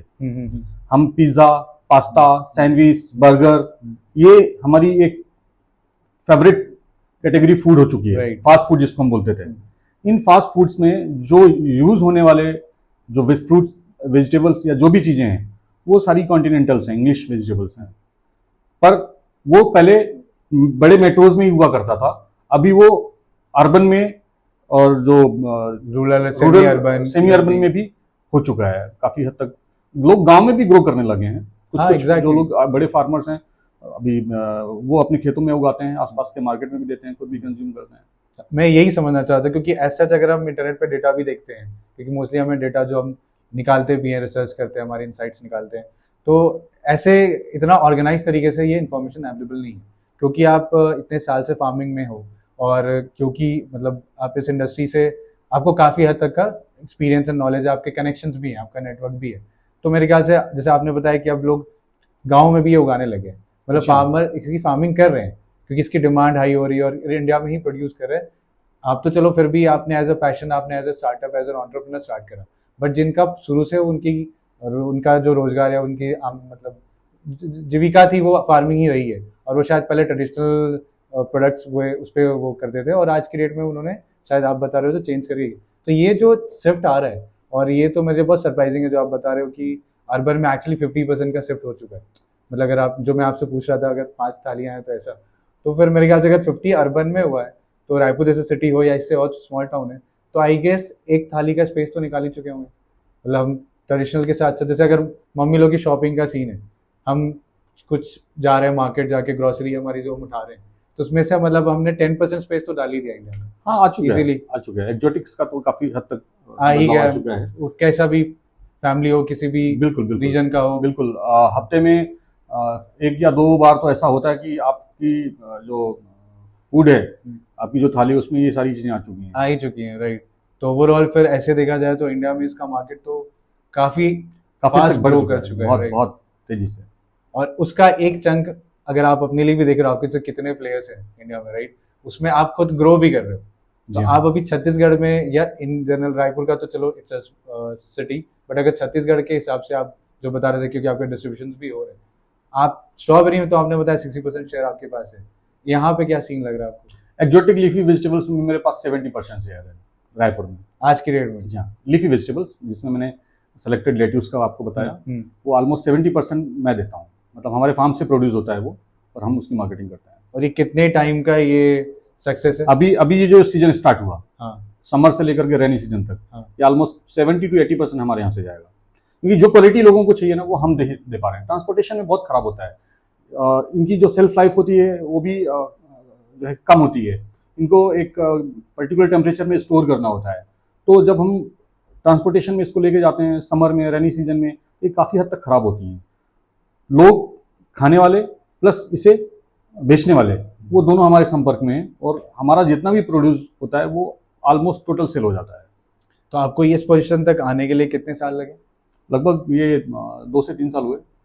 ओके, ये वैसे ही है जैसे आपने स्ट्रॉबेरी के लिए जब पैरेलली एक साथ दोनों को साथ में लेकर के चला हमने। ओके, फ्रूट्स एंड वेजिटेबल्स दोनों पे आप एक साथ कर रहे थे। वाह। तो अब जैसे मुझे आप थोड़ा सा एक आइडिया दे सकते हो कि ये इसके टेक्नोलॉजीज के अगर किसी और को इसमें आना है, ठीक है, जैसे आपने स्ट्रॉबेरी के लिए किया या एक्सोटिक लीफी वेजिटेबल्स के लिए आप बता रहे हो इतना जल्दी आपने 2 साल में मार्केट शेयर कर लिया है, और आई एम श्योर आप धीरे धीरे ग्रो करते हुए पैन इंडिया भी अपना कर रहे होगे। ये कैसे स्टार्ट कैसे होता है ये, मतलब अगर किसी को जो इस बैकग्राउंड से नहीं है, मतलब जैसे मुझे करना है, मैं ना एग्रीकल्चर का मुझे नॉलेज है ना मुझे इसकी फार्मिंग का, मतलब हो सकता है बहुत ज़्यादा इंटरेस्ट पहले नहीं था, अब थोड़ा सा आने लग गया है बिकॉज ऑफ जो चेंजेस आ रहे हैं या हम जैसा देख रहे हैं मार्केट को, इतनी अडल्ट्रेशन है, और ये तो लगता है कि क्यों ना हम खुद भी करें, राइट। तो ये एक एज एन इंटरेस्ट की वजह से थोड़ा चेंजेस आया। तो अगर मेरे जैसे बंदे को करना है या फिर किसी और जनरल लेमैन को करना है या कोई यूथ है जिसको एक करियर प्रोस्पेक्टिव इसको एज अ बिजनेस ही निकालना है, तो क्योंकि ये बहुत कैसा है, बहुत अच्छी बात आपने की। हाँ। ये आने वाले समय में जैसे जैसे बाजार बढ़ेगा वैसे वैसे इसके उत्पादन पे बड़ा चैलेंज आएगा, तो ये अकेले हमारे से तो नहीं हो सकता। हमें और भी हम ऐसे लोग चाहिए जो पर्टिकुलर इन सेगमेंट्स में हमारे साथ काम करें, उनको इसके लिए जो चीज़ चाहिए हो वो हम देने को तैयार हैं। प्रॉपर कंसल्टेंसी जो उसको चाहिए, एग्रोनॉमी जो उसको चाहिए, उसके लिए जो बाजार चाहिए, उसके लिए जो प्रोडक्शन के लिए जो रॉ मटेरियल चाहिए, वो सारी चीज़ों पे हम उनके साथ काम कर रहे हैं। और अगर कोई करना चाहता है तो उसको प्रॉपर जो सपोर्ट चाहिए इस प्रोडक्शन के लिए, मार्केट के लिए, हर चीज़ के लिए हम देने को तैयार हैं और हम दे भी रहे हैं। काफ़ी सारे ऐसे जो फार्मर्स हैं और कुछ फर्म्स भी हैं जो हमसे कंसल्टेंसी लेती हैं और हम उन्हें प्रॉपर कंसल्टेंसी देते हैं। इवन कई बार तो हम खुद भी उनसे उनका प्रिक्योरमेंट जो प्रोडक्शन है प्रिक्योर करके हम हमारे लिए लेते हैं। हमारे पास कई बार ऐसा होता है कि डिमांड रहती है और हमारे पास नहीं होता है, तो फिर हम आउटसोर्स उन्हीं से करते हैं। तो अगर और कोई ऐसे लोग हैं जो करना चाहें तो ऑलवेज वेलकम। मैं तो बोलूँगा कि आएँ, जुड़ें और इसकी सक्सेस में हमारे साथ काम करें।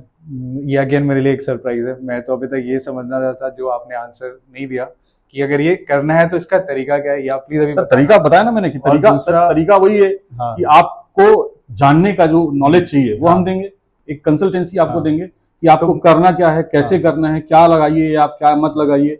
तो इस सेगमेंट में जब आप आएंगे तो आपको आपके लिए जितनी सारी चीजें जरूरत की हैं वो सारी चीजें हम आपको बताएंगे। ठीक है, अगर वो आप पहले से जानते हैं तो सर कोई बात नहीं, आप आइए, मोस्ट वेलकम, आप बाजार में करिए और आप भी हमारे साथ कम्पीट करिए। लेकिन अगर आप नए हैं और आपको करना है तो आपको उसके लिए पहले अच्छे तरीके से समझना पड़ेगा।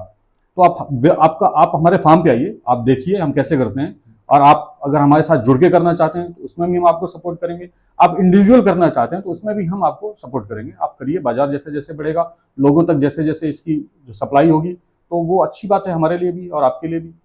तो मान लीजिए जैसे कि मुझे मालूम है आप, क्योंकि अब बता दिया आपने, तो आप कंसल्टेशन प्रोवाइड कर रहे हो किसी को भी इस पे करियर पर्सपेक्टिव पे, या ऐसा कुछ करना है, या उसके पास लैंड है और उसको एक अपॉर्चुनिटी चाहिए, नया क्या कर सकते हैं, तो उसके लिए तो आपसे वो जुड़े पर्सनली और फिर आप उसको गाइड भी करोगे। बट क्योंकि आप हमारे साथ हो तो यहाँ पे कुछ मैं आपसे थोड़ी बहुत डिटेल जानना चाहूँगा, जो आप, I won't say free but in general just to educate them, ठीक है, कि सच में इसमें कितने ऑप्शंस बन सकते हैं। क्या आप थोड़ा प्रोसेस समझा सकते हो जो आपको अभी कांटेक्ट नहीं कर पाए अभी तक, और उनके लिए एक लर्निंग का स्पेस बनेगा? क्योंकि जब कंसल्टेशन के लिए पर्सनली आपको कॉल करेंगे तो आई एम श्योर आप उसको एज अ बिजनेस गाइड करते हुए you will also charge them, right? अपनी एरिया, जिस एरिया पे आप काम कर रहे हैं, अपने एरिया के अकॉर्डिंग आप वहाँ पे एक मार्केट रिसर्च करिए अपनी खुद की, किन चीज़ों की संभावना है वहाँ पे, और जिन चीज़ों को आप करना चाहते हैं उसके लिए आप एक प्रॉपर एडवाइस जो है वहाँ पे किसी एक्सपर्ट से लीजिए। उसके अलावा आप शुरू करने से पहले अपनी तैयारियों को पूरी तरह से कंप्लीट करिए। फिर आप इनके व्यवसाय में आना चाहते हैं या ट्रायल एक लेना चाहते हैं, वो आप अपने चॉइस के अकॉर्डिंग आप लीजिए, पर एक्सपर्ट राय सबसे इम्पोर्टेंट है। और फाइनेंशियल स्टेटस आपका देखना पड़ेगा कि आप कैसे फंड मैनेज कर पाते हैं। इन चीज़ों से जुड़ी हुई जो बाकी चीज़ें, जब आप एक्सपर्ट एडवाइस लेंगे तो आपको सारे समाधान आपके वहाँ पे खत्म हो जाते हैं, सारी चीज़ों का आपको आंसर वहाँ पे मिल जाएगा। अगर आप नए हैं तो must be take expert advice, और नहीं तो बाकी आप तो हैं, आपको कभी भी कोई भी कांटेक्ट कर संपर्क करिए। जहाँ तक बेहतर हो सके हम आपको उसमें राय देंगे, सलाह देंगे। कई फार्मर्स आते हैं हमारे पास और वो खुद भी स्ट्रॉबेरी का उन्होंने हमारे पास कांटेक्ट किया, पेपर में देखा, न्यूज़ में देखा, तो उन्होंने बोला, तो हमने जहाँ पे हो सकता था हमने उनको एडवाइस दी, और जहाँ नहीं हो सकता था हमने उनको मना किया कि आप मत करिए। ओके, ये भी आप सलाह देते हैं, क्योंकि देखिए चैलेंजेस हैं, इसको इतना आसान नहीं है, इसका उत्पादन लेना, इसका व्यापार करना बहुत चैलेंजिंग है। तो आप अगर बिल्कुल मेंटली इकोनॉमिकली फिट हैं और आप करना चाहते हैं तो आप जुड़िए, अदर देन आप करने से पहले उसको पहले समझिए और एक्सपर्ट एडवाइस लीजिए। तो मतलब अगर जो यूथ सोच रहा है कि ये एक शॉर्ट टर्म कुछ एफर्ट दे के फास्ट मनी का स्पेस, वो ये स्पेस नहीं है। देखिए कहने का मतलब आपका ये एग्रीकल्चर मेंटली आप फिट बोले, एग्रीकल्चर पेशेंस चाहिए। एग्रीकल्चर में जितनी भी चीजें हैं ना वो बहुत ही फैक्टर्स के ऊपर डिपेंड करती हैं। इनके सबके अलग अलग फैक्टर होते हैं। तो आप सिर्फ एक ही उम्मीद से अगर आप आए कि हमने लगाया और हमको सब कुछ कल मिलना है, तो वो आपको आपकी किस्मत पे या ऐसा आपने अच्छा हार्ड वर्क किया है, आप सक्सेस हो गए, ये एक अलग पहलू हुआ। लेकिन इसको जब तक आप अच्छे तरीके से समझ ना लें तब तक आप इस पे एकदम से आगे मत बढ़िए। और अगर आप आपका क्या बैकग्राउंड है वो आपको समझना पड़ेगा। अगर आप नई चीज किसी भी बिजनेस में हो, कोई भी नया काम आप जब करने जा रहे हो जिसपे आपको समझ नहीं है या लेकिन आपको इंटरेस्ट है और आप समझ सकते हैं कि ये संभावना बड़ा भरा बाजार है, तो आप पहले उसको एक छोटा ट्रायल करिए। और इस बिजनेस में संभावना तो है, ट्रायल के दौरान ही आपको सारी चीजें में पिक्चर क्लियर हो जाएगी। बेसिकली ये फास्ट मनी का तो जगह है नहीं पहला कि आपने आज लगाया और 6 महीने बाद आपको रिटर्न आया। ये वाला कांसेप्ट एक जो है ये मिथ है। बिल्कुल ठीक है। उसके बाद नेक्स्ट ये लॉन्ग टर्म प्लानिंग के साथ अगर आपके अंदर सच में उतना इंटरेस्ट है तो ही आप उतरिए, क्योंकि ये फैक्टर्स जो आप बताए कुछ भी चैलेंजेस आपके साथ आ सकते हैं और प्लस आपको एक्सपर्ट की एडवाइस तो लगेगी, बहुत जरूरी है वो। राइट। तो बेसिकली अगर मैं स्टेप्स में ब्रेक करूँ तो पहला स्टेप फार्मिंग का आपने बोला कि पहले तो पीस ऑफ लैंड, देन आपका उसको सेटअप करना, then third crop selection and all and expert advice के साथ जो भी करना है depending on research of the market area. And फिर इसके बाद नेक्स्ट क्या है, प्रोडक्शन स्टार्ट हो जाती है, फिर उसकी सप्लाई चेन ऑल, ये नेक्स्ट स्टेप आता है क्या? है ये उसी एक्सपर्ट एडवाइस। ये सारा जो प्रोजेक्ट है आपका, ये सब डिपेंड करता है कि आप कहाँ पे काम कर रहे हैं, किन जो है परिस्थितियों में काम कर रहे हैं और आपका फ्यूचर प्लान क्या है। जब आप मैदान पे उतरेंगे तो आप अच्छी खासी पारी खेल सकते हैं। डिपेंड करता है कि पारी को आपको संभल करके खेलना है और उसकी बारीकियों को अच्छी तरीके से समझना है। तो फाइन, चलो तो बेसिकली मैं अगर इसको कंक्लूड करूँ तो इससे ये समझने को है कि as a career opportunity definitely opportunity तो है और कम से भी स्टार्ट किया जा सकता है। और लेकिन वही है, अगर आप सीरियस हैं तो आइए, स्वागत है। एक्सपर्ट की सलाह लीजिए, आपकी लीजिए या अपने उनके आजू कहीं भी लीजिए, और फिर लगेंगे तो कुछ ना कुछ तो होगा। जी हाँ, यही आप कहना चाहेंगे, करेक्ट। अब मैं बोल रहा हूँ ये तो हुआ commercial side of the scene. मैं अगर इसको ऐसे देखूँ जो आपकी एक्सपीरियंस समझ में आ रहा है, अगर मैं ये निजी जिंदगी के लिए देखूँ, जैसे मैं यहाँ रहता हूँ, ठीक है, या मान लीजिए हम पुणे में एक 2 BHK में रह रहे हैं या कुछ ऐसी सीन है अपनी, ठीक है, या किसी और अर्बन सिटीज में कोई रह रहा है, उसके पास लिमिटेड स्पेस है, उसके पास आइदर टेरेस का स्पेस है या उसके पास एक छोटा सा गार्डन स्पेस है या उसका खुद के किचन के पास एक उसने स्पेस बनाया होगा। तो ये सब टेक्निक्स कहीं और यूज हो सकती है निजी जिंदगी के लिए, कमर्शियल के लिए नहीं। बिल्कुल होती है। और थोड़ा सा आइडिया देंगे उसमें क्या हो सकता है, क्या कर सकते हैं यार। कोई किचन गार्डनिंग का एक पार्ट है। हाँ प्लीज, वो तो एक किचन गार्डनिंग का ही एक पार्ट है जिसमें आप अपने इंटरेस्ट के हिसाब से आपकी जो जिनमें आप ग्रो कर सकते हैं, घर पे, आपके किचन गार्डन पे, टेरेस पे, ग्रो बैग्स पे या जो प्लांटर्स हैं उनमें। तो पहले भी लोग करते थे, पहले लोग उगाते थे। गांव में जिनके पास जमीन नहीं होती थी आंगन में उगाते थे, जिनके पास शहरों में जमीन नहीं होती थी वो अपने घर के सामने उगाते थे, छत पे लगाते थे। तो देखिए किचन गार्डनिंग जो है ना एक काफ़ी अच्छा पार्ट है आपकी हेल्दी लाइफ स्टाइल में। आप किचन गार्डनिंग में जो है पेस्टिसाइड फ्री और हेल्दी जो वेजिटेबल्स हैं ग्रो कर सकते हैं।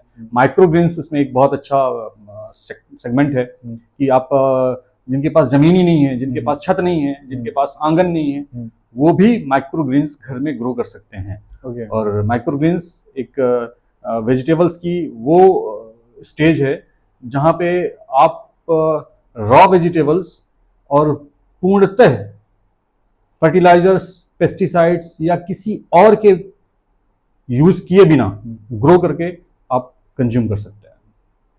नहीं, ये माइक्रो ग्रीन्स तो मतलब मैंने सुना है पहले, लेकिन ऑब्वियसली आप जो एक्सप्लेन कर रहे हैं मैं नहीं रोकूंगा, आप उसको और बताओ, मुझे भी जानना है। और आई एम श्योर कईयों के लिए नया भी कंसेप्ट होगा। और ये आप तब बता रहे हो जब जैसे किसी के पास सच में टेरेस का स्पेस नहीं है या फिर उसके पास उतना बालकनी स्पेस नहीं है या any other form of space नहीं है जहाँ पे वो अदर फॉर्म ऑफ गार्डनिंग या फार्मिंग कर सके। तो ये माइक्रोग्रीन्स का ओवरऑल आप मुझे बताओ कितने कम स्पेस में और क्या क्या हो सकता है, और ये पूरा कंसेप्ट क्या है उसका? माइक्रोग्रीन्स आप एक कमरे में अगर रह रहे हैं, आप वहां भी उगा सकते हैं। मतलब मुंबई में भी किया जा सकता है ऐसे शहरों में जहाँ पे लोगों के पास लिमिटेड स्पेस है। माइक्रोग्रीन्स सीड जर्मिनेशन, जो सीड जर्मिनेट होता है, उगता है, उस सीड के उगने, मतलब हमारा जो एक अंकुरित अनाज हम खाते थे ना, अंकुरित अनाज के बाद की स्टेज है, और जो पौधे की जो सीडलिंग्स होती है जिनको खेतों पे या बाकी चीजों पे लगाया जाता है, उसके पहले की स्टेज है। 7 to 10 डेज के बीच का जो अंकुरित पौधा है, 2 to 3 लीव्स का, जिसमें सिर्फ और सिर्फ वाटर ही दिया जाता है, पानी ही दिया जाता है, वो पूरी तरह से केमिकल फ्री होता है और पूरी तरह से पेस्टिसाइड फ्री होता है, उसमें कुछ भी वाटर के अलावा नहीं दिया जाता, और हेल्दीएस्ट जो प्रोड्यूस होता है वो माइक्रोग्रीन्स।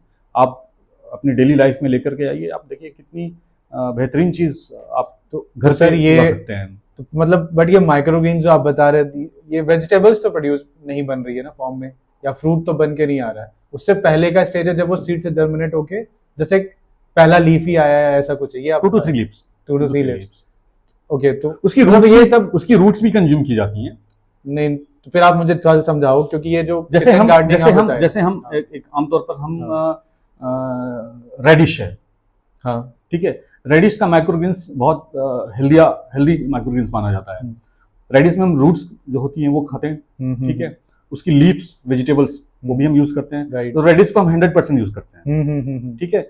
ये रेडिश में जो माइक्रोग्रीन्स है वो 7 to 8 डेज में उस साइज में आता है कि आप उसको कंज्यूम कर लीजिए। ये पूरी तरह से जो है केमिकल फ्री है।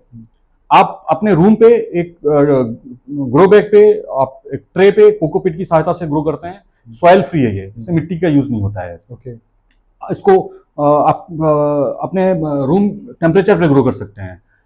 ये सारी जो चीजें हैं, ये आप अपने घर पे जितनी भी वेजिटेबल्स हैं, जितने भी अनाज हैं, उनकी आप माइक्रोग्रीन स्टेज जो है वो जो आप कंज्यूम करेंगे तो आपको सबसे हेल्दीएस्ट वेजिटेबल्स और न्यूट्रिशन का एक आपको पार्ट मिलेगा। आप उसमें अंकुरित अनाज, चने हैं, सोयाबीन है, उड़द है, मूंग है, गेहूं है, ज्वार है, बाजरा है, आपका जितनी वेजिटेबल्स हैं, पालक है, मेथी है, धनिया है, ये सारी चीजें आप, इवन एक्जोटिक्स, ये सारी चीजें आप माइक्रोग्रीन्स के फॉर्मेट में ग्रो करके अपने घर पे अपनी डेली रूटीन पे ले सकते हैं। स्प्राउट्स आप खाते ही हैं, स्प्राउट्स आपका एक बड़ा अच्छा नेक्स्ट स्टेप है ये, और पोषक तत्वों से भरपूर है। तो बट ये एक्चुअली एक न्यू फॉर्म ऑफ फूड हो गया ना ये, मतलब स्प्राउट्स तक तो पीपल वेर अवेयर, हमको आदत है खाने की, जी जी, और इससे बाद नहीं तो हम डायरेक्ट जो एक्चुअली प्रोड्यूस होके आता है, बीटा फ्रूट और वेजिटेबल, जो फाइनल प्रोडक्ट होता है हम उसको कंज्यूम करते हैं। आप इन दोनों के बीच का स्टेज बता रहे हैं, ये तो फिर एक नए काइंड ऑफ कॉन्सेप्ट है।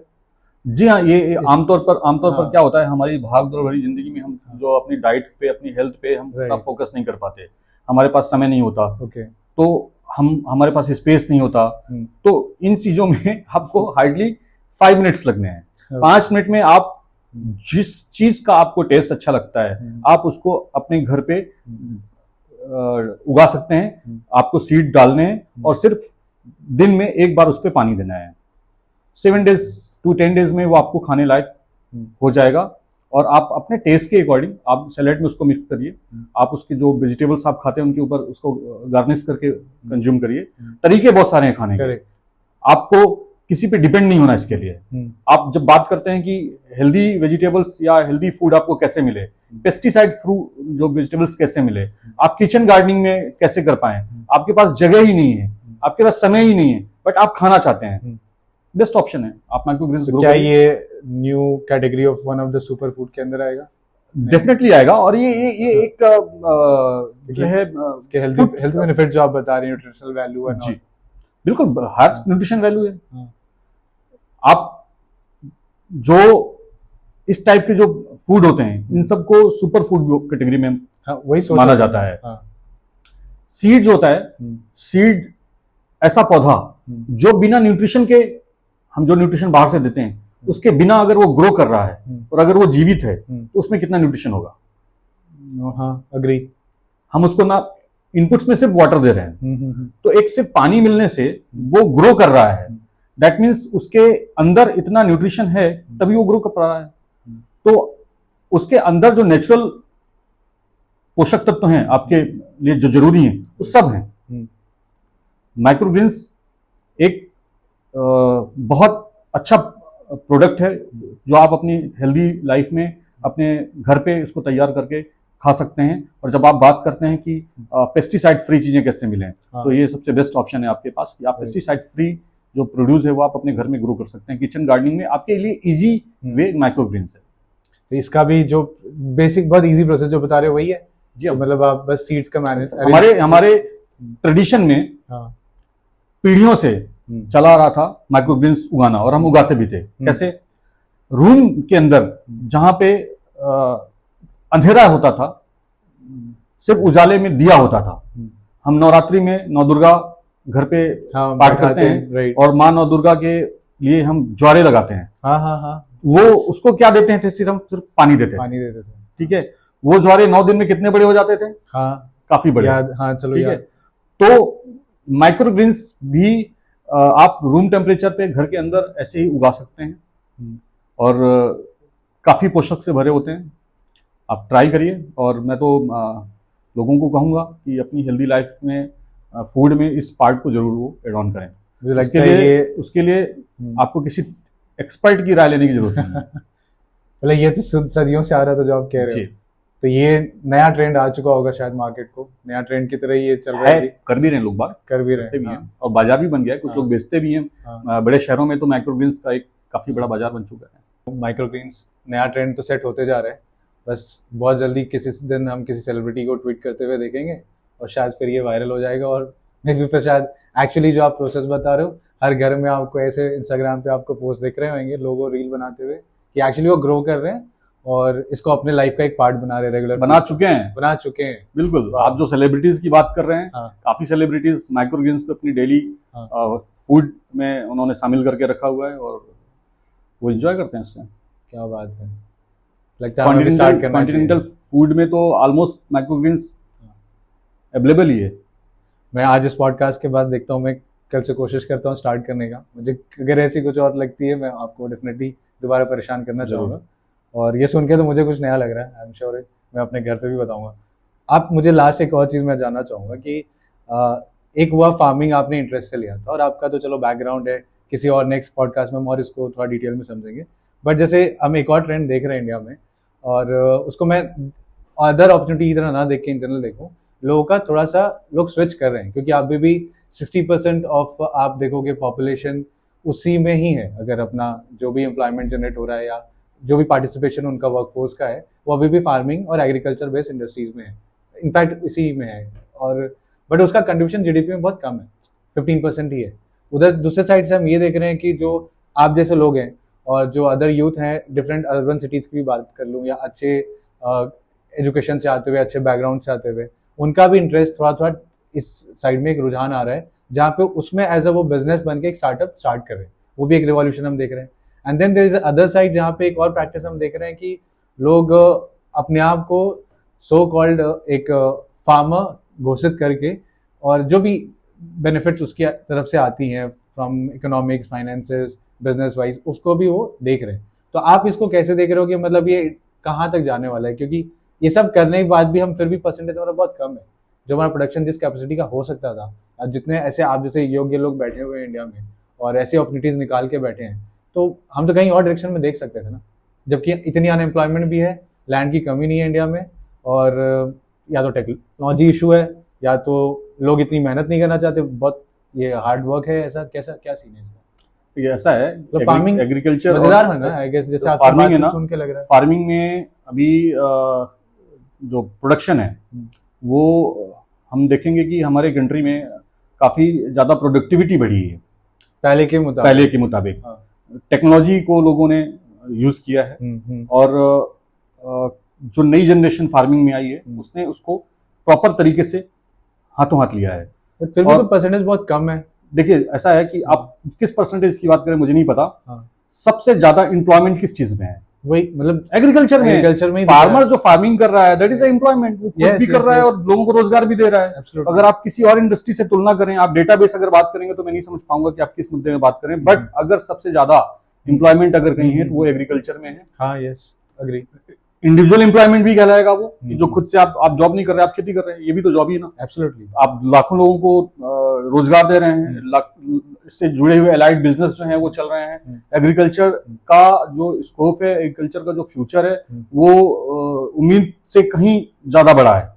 और इसी में आज बड़ी बड़ी इंडस्ट्रीज हैं, बड़ी बड़ी कंपनियां हैं जिन्होंने इन्वेस्टमेंट कर रखा है। गवर्नमेंट कितना बड़ा इन्वेस्टमेंट इस सेक्टर में कर रही है, कितने सारे सपोर्ट फार्मर्स को दे रही है, इंडस्ट्री को दे रही है। तो स्कोप तो बेइंतहा है कि आप कितना कर सकिए, आपके ऊपर डिपेंड करता है कि आप कितना इस पे आगे जाना चाहते हैं।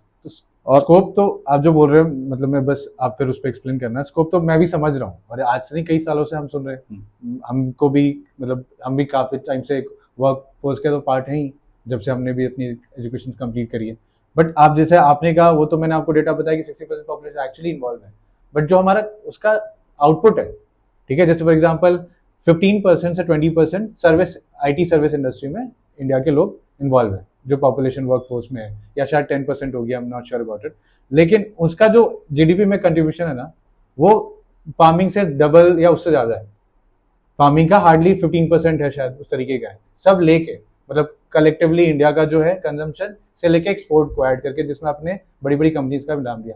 तो जहाँ 60% वर्कफोर्स इन्वॉल्व है और उसका आपका आउटपुट सिर्फ 10 to 15% कंट्रीब्यूशन है GDP में, तो आपको नहीं लगता कितना बड़ा गैप है? देखिए, जो एग्रीकल्चर में GDP की जहाँ तक बात है, तो बहुत सारे फार्मल और इनफॉर्मल डेटा का गैप है। और ओके, डेटा गैप है। जी हाँ, बिल्कुल है, ठीक है। जो ये चीजें आगे आने वाले टाइम पे सरकार काम कर रही है इस पे। हर चीज जो पहले ये होता था कि खरीदने बेचने के जो पॉइंट्स होते थे, रिसोर्स होते थे, वो लिमिटेड थे। पर अब क्या गवर्नमेंट की इन्वॉल्वमेंट बढ़ रही है, गवर्नमेंट के सपोर्ट बढ़ रहे हैं, चीजें ये भी ऑन अकाउंट होती जा रही हैं। तो ये सब धीरे धीरे आपको बदलाव दिखेगा, और GDP में बदलाव तो है। पहले जो हमारा एग्रीकल्चर प्रोडक्शन था और आज हमारा जो एग्रीकल्चर प्रोडक्शन है, जो GDP आज हमारा एग्रीकल्चर का ग्रोथ है, वो काफी डिफरेंस आया है। आने वाले टाइम पे और ज्यादा डिफरेंस आएगा। बहुत सारा बदलाव बहुत जल्दी दिखने को मिलेगा, क्योंकि सरकार बहुत सीरियसली इस पे काम कर रही है। प्राइवेट सेक्टर की जो कंपनियां, इंडस्ट्री हैं, वो बहुत सीरियसली काम कर रही हैं। फार्मर्स जो नए आ रहे हैं, वो बहुत सीरियसली इसको, एग्री बिजनेस को ले रहे हैं। तो डेफिनेटली आपको बहुत पॉजिटिव रिस्पॉन्स देखने को मिलेगा। हर तरह की ग्रोथ इसमें नजर आएगी आपको। शायद इसलिए आप भी अपना करियर इसमें। जी बिल्कुल, मैं भी कर रहा हूँ, और मैं चाहूंगा कि और भी लोग जुड़े और अपना सहयोग दें। तो आप तो जीता जाता एक सक्सेस स्टोरी देखा जाए, अगर मैं बात करूँ फार्मिंग इंडस्ट्री में, किसी को अपना अगर ओवरऑल लाइफ पूरा डेडिकेट करना है और अच्छी जिंदगी बनानी है।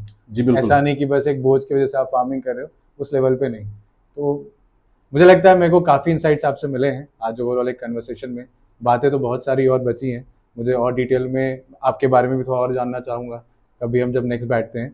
और कुछ मेरे पॉइंट्स मुझे लगता है जो हम डिस्कशन अभी हमने करा है, हमें कमेंट्स में दूसरों से पता चलेगा, जहाँ हमने जो भी उनकी अदर क्वायरीज होगी या उनसे कुछ है, तो हम उसको लेके नेक्स्ट पॉडकास्ट में फिर आपके साथ डेफिनेटली बैठना चाहेंगे। जरूर। अभी के लिए अगर आपके पास हमारे लिए कुछ है या दर्शकों के लिए कुछ बताने के लिए, तो आप बोल सकते हैं।